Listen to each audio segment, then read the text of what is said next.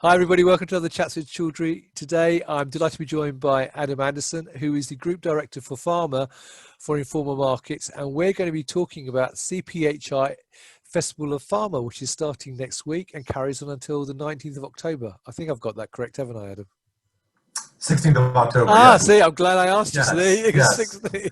So thank you for correcting me. So that's why I'm glad you're here. So before we start talking about CPHI, perhaps you could tell people a little bit about Informa Markets and your role within that. So Informa Markets is the division of Informa Group PLC that really focuses on large-scale exhibitions. And what that means is creating markets where specialists can trade and grow their own business within that, whether it's in aviation, transportation, pharmaceutical, natural products, any of the sectors that we serve. Fantastic. And you're looking after all of the pharma division? Yes. So with the combination of Informa with UBM, I was asked to if I would be interested in moving to the Netherlands, and pharma division, which includes great brands like PharmaPack Europe and all the CPHI brands globally. Fantastic. Well, let's start talking about CPHI. Now, obviously, CPHI is a huge event. It was going to be held in Milan this year in October. Yes. Obviously, with COVID circumstances, it's had to change. So when did you actually decide to move from the live event to the virtual event? So we knew that with the importance and the size and scale of CPHI worldwide, in particular in Milan, that we needed to give the markets a clear timeline. We found that with all of our shows in Informa Markets, like communicate early to the market when exactly you're going to make that decision by, and that gave us the time. We said end of June, so 30th of June. That gave us the time to really assess what would it be like to, we had three different options, either what would like to have the event with all the new health and safety measures. Informa has worked with other leading organizers and organizations to create their all secure standard for health and safety in a COVID world. And what would that look like? And then what would it look like to have a hybrid event with, potentially mostly European audience with an international audience in a virtual environment? And then what would it look like to be completely virtual? And we sort of had all those things cooking at the same time in terms of ideation and process and projects. And then, I think we just knew right away, we were getting so much feedback from our key clients, partners, association, that they were not going to be able to let their employees travel. And, I think we heard it from our employees. We knew that was always the top priority, was making sure everyone's safety was our number one priority. Regardless of the what's happening with the business, that was always most important. So, that was what we decided upon. That really drove that was a driving factor. And then, in terms of how we envisioned what that would look like in a virtual environment, I think we knew that my almost 2 years of the business. So I've been to CPHI worldwide in Madrid and now Frankfurt and other editions around the world. And I think the one thing that's consistent with the CPHI brand is that it's known for its high quality connections and networking and it was people ahead of time, you're making appointments with, continue those conversations that sometimes last multiple CPHI editions, and building those partnerships over time. We knew that was the most important thing when building out a virtual event. And so we also want to inject some fun into it and give it some excitement around it. The pharma industry is, especially right now, there's so much happening in the industry and how exciting that is. And seeing all of our customers and partners become part of the solution is really exciting. So we came up with the CPHI Festival of Pharma to create that excitement and create that opportunity for continue that networking and matchmaking. Yeah, well, that's interesting because obviously CPHI, as you said, is a huge event. And I've had the pleasure of going to it since 2016. So I've been to quite a few iterations of it, and it is huge. It is a massive, but it's very, very busy. So, although it's a massive event, it's actually amazing how busy it is as well. Yes. I was thinking back to Frankfurt last year and the queues to get in and how busy it was going to the halls throughout the day and then finishing as well. And my feet were killing me actually, having to go to all the different halls to go and visit all the stands. There's a great show day when your feet are when your feet are hurting. But obviously now it's not a 3-day virtual event. but you've made it a festival.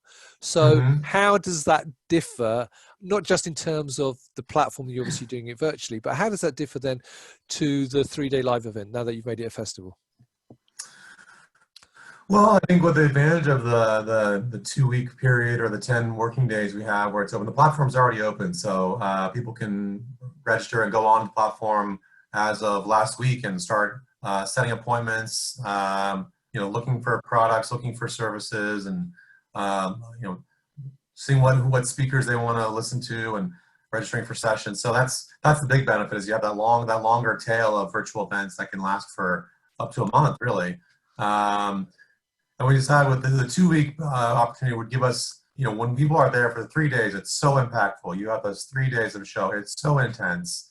I mean, most of our exhibitors I talk to, they say they have their CPHI calendar booked months in advance. So they know they come to Milan or Frankfurt or wherever we are, they know that they've got 3 very meaningful days for them and their sales team to really get things done. So we wanted to look at that, like, well, how do we integrate that into this new virtual reality we're in, that it's, people are sort of blending work and life. It's this work-life integration, someone said last week. I thought, so I think they meant it tongue-in-cheek, but I think it's sort of the reality for a lot of us. So we're Yeah. trying to blend things, but the reality, you couldn't sit down and have 3 intense day meetings like this probably, and still do everything else you expect to do while you're in a virtual event. Yeah, school runs for a start, I can tell you that now, yeah.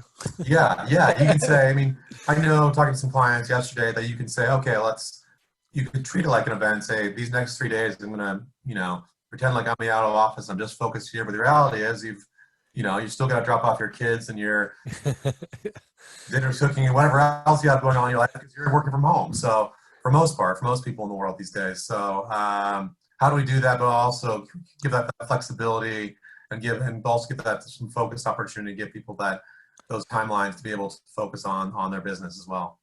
Right. So getting more into the festival itself. So how is this going to differ then to a lot of other virtual events? There are so many virtual events out there now, 2-day conferences here, 3-day conferences there, etc., which may have an exhibition bolted onto them. So how what have you done to try and create something unique with the Festival of Pharma so people will actually think this is something worth attending and they can get real value out of it? Yeah, so I think there's virtual events. I mean, I think everybody's learning. I mean, you're probably one of the best experts right now in terms of platforms and Yeah, well, I've been to quite a few. Yeah, with all that you've attended. I think we try to learn from other portfolios and Informa markets. Our team attends a lot of other virtual events from competitors or just within the pharma space, and trying to understand what the best opportunities are. I think what we wanted to differentiate was, prioritize and make it easy for people to connect. yep. So if somebody already has a cphonline.com, which is our directory site, if someone already had an account there, we already had all that information. We connected that to the virtual platform, so make them easy to connect, single sign-on. We didn't want to make that an extra step. We want to make it easy. And then we already knew exactly what you're looking for. So if you're looking for packaging machinery, we knew that was already part of your profile, so we could sync that up immediately. Make that easy for people to do business with us. That's one of our top priorities. And so I think within that, then it's making sure that the platform we chose is an AI driven platform, so it has that ability. It's a little bit reversed. So instead of registering for a show and saying, here's what I represent, I'm an API or whatever that your business is, it's actually doing the reverse. Here's who I want to meet with. Here's what I'm looking for. And then it goes out and it scans everything and finds that those people you might be your best contacts to do business with. So we want to make that really easy. So it's a little bit of a shift in how people go to approach that, but I think we want to differentiate that and make it easy to register and get involved, but then also make it very intuitive in terms of suggesting people that, it's not going to be the same as walking into a hotel bar, walking out of a meeting room, Yeah. a session on a show floor and seeing somebody who you might have seen before, met before and wanted to reconnect with, but maybe reconnect with them on the platform this way because you have a similar interest. That's really interesting. Yeah, I mean, it is one of the challenges, I think, for all event organizers, that how do you still carry over that accidental contact that you may get at a show, and a lot of people I've spoken to have said, what I really miss is actually just having a coffee at a coffee break or going into a lift and bumping into someone and just saying, hey, you're going to CPHI? Yes, so am I. What are you doing there then? And you start having that conversation with someone you never thought you would have, and that may lead to Right. something, you know, and how do you do that? So that's really interesting. So you've still got the CPHI awards as well, I think, running as well, have you not, as part of this? CPHI, which? The awards, you've still got the awards Oh, the as well. awards. Yes, sorry. Yes, the awards are still happening. That's very exciting. So that's a big exciting moment for any CPHI worldwide event. So we're very excited to have that as part of the Festival of Pharma this year. So I think that drives some of that excitement and recognition of all those innovators in the space right now. Fantastic. Well, looking ahead, because obviously I did a survey recently, which I'm sure saw, where I did see that. I Yes. was asking people when would they feel comfortable to go back to live events. And interestingly enough, a large percentage, the majority said they were going to wait till a vaccine, and the second highest was not until at least the first 6 months of next year. But waiting for a vaccine was by far the number one response. So from your point of view as an organizer, I know it's very, very difficult. You know, planning is a nightmare now. You're looking into 2021 now, both from your point of view and obviously from a vendor's point of view, trying to budget and plan what you're going to do. So what are your views in terms of looking ahead now for the future of events and how events are going to pan out, if you like, not just for the first half next year, but really 2021 and onwards, really? I mean, do you think virtual are going to stay here for good now? Well, I think it's probably going to be a blended approach. I think people are now getting used to this. They're used to being in their home or their kitchen, wherever they are, and attending an event and having a meeting and interviewing for a job or whatever they're doing. That's just part of life now, and it's a really intense and adaptation time that we've become used to. So I think, you know, as we said, people are eager to have those face-to-face connections, whether it's over coffee or bumping someone in a hotel bar or an elevator, and that will come back. There's no doubt there's an intense desire to get back to live events. But I think as an organizer, we'll be more intentional about it, making sure that it's easy over time to start adding things and doing things. But let's make sure that we are now listening to our customers more than ever and understanding how they want to interact with our events and what that looks like, and help making sure that primarily people feel comfortable to do that in whatever environment that is.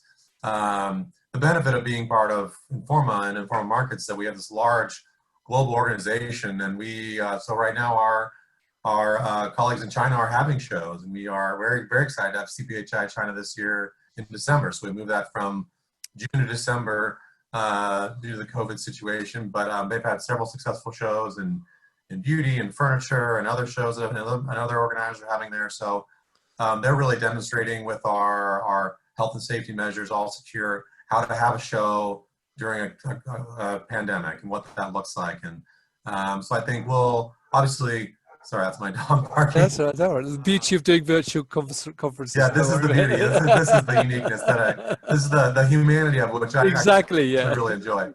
I've met more spouses and kids and everything else in between. So, I think we operate shows in all these different geographies and markets, and it'll be interesting to see where we're allowed to come back, and then the timeline. I mean, currently we've take good examples. Our show calendar usually kicks off with PharmaPack Europe in Paris. Sure. And we have moved that to May because just to give ourselves that time. It's a mostly European show. I feel confident that show will trade, and we'll have attendance from the usual, the German, the French packaging community, and I think that's a different environment than some of our other shows that really attract a huge international audience. So we're excited to announce CPHI Worldwide's location and timing next week when the Festival of Pharma kicks off. Well, hopefully then you can let me know where I can put that up on LinkedIn as well. You can give me I will absolutely do that. I'd love to hear that. Yes, as well. Brilliant. All right. So that's interesting. So you're looking more at maybe hybrid events going forward then as well. In terms of, obviously this year, it was very difficult because it's been a very fluid situation with the pandemic. And obviously, as you said, you had decided end of June to make CPHI a virtual festival. So have you already got in place then more, now that you've been through this whole experience, when you're likely to make more definite decisions about whether you'll stick to just virtual or have a hybrid event next year, so that people have maybe more advanced warning in terms of the process and how things work? Yeah, I think every exhibition organizer, event organizer globally has tremendous learning curve, very, really like the hockey stick learning curve, very, very fast. And I think for us, I assume every event will have a hybrid component to it going forward, whether it's giving someone the ability and comfort of sitting in their own home or office, wherever they are in the world, and it's being part of an event without actually being there in person. But I also think I think it'll have an impact of people. They'll probably go to the event close to their geography. If I'm in Asia, I'm probably going to go to an Asia event first before I come to a worldwide or North America event, and vice versa. You want to build that confidence back up and be able to go to events, and then, but you still want to engage in a hybrid mentality, and I think that will be the new norm for a lot of things.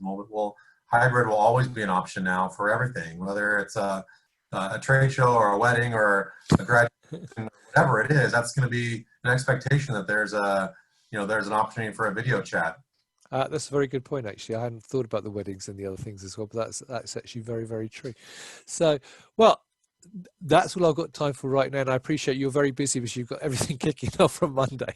So I won't keep you any longer. Just to say thank you very much, Adam, for your time. That's been really interesting to get some insight into what you're doing with Festival of Pharma and also your thoughts going forward as well.